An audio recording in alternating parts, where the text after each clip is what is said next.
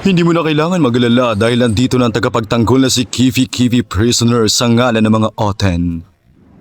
Ililigpit ko na muna ang mga homophobic na ito. Oh? Hoy Bayot, ikaw ba yung tinatawag nilang Kifi Prisoner? Medyo bagets pa ito ha.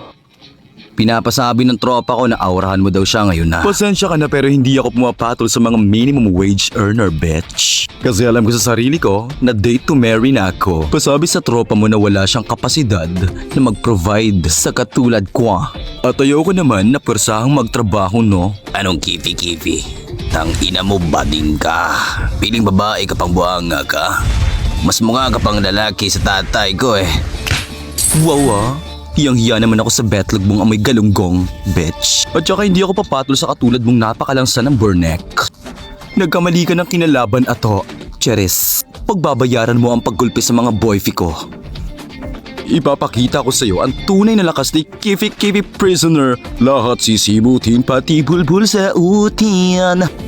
Parang may kamukhang content creator tong bading na to. Sino nga ulit yun? Masasaksihan mo ngayon ang lakas ng isang diyosa. Ay shoot ang ine.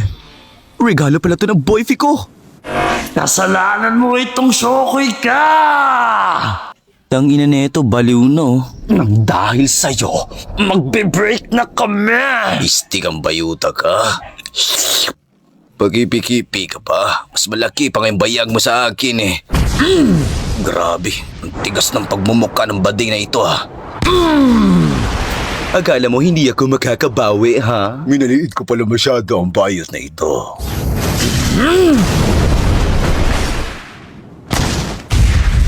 Yatay ha, malakas ka palang bayuta ka.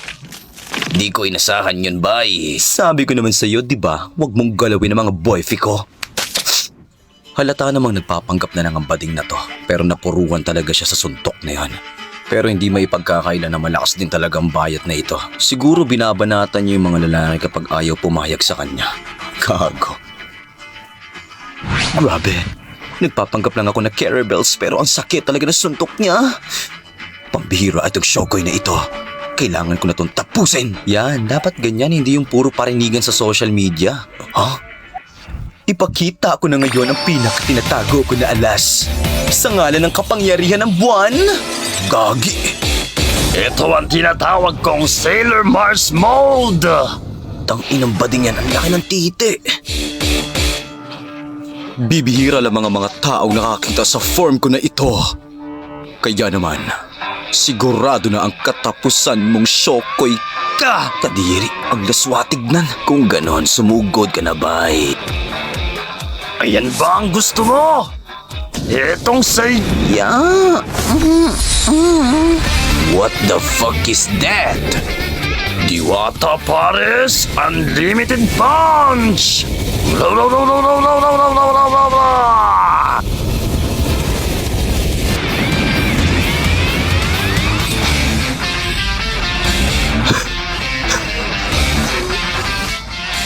Grabe, ang lakas nun bay. What the fuck? Pero di ubra sa akin ang mga ganyang atake lang. Pangit Lives Matter Punch! Tapos ka na ngayon. Ano naman kung minimum wage earner kami? Di naman din kami papatol sa inyo ha, oy. Buwanga ka!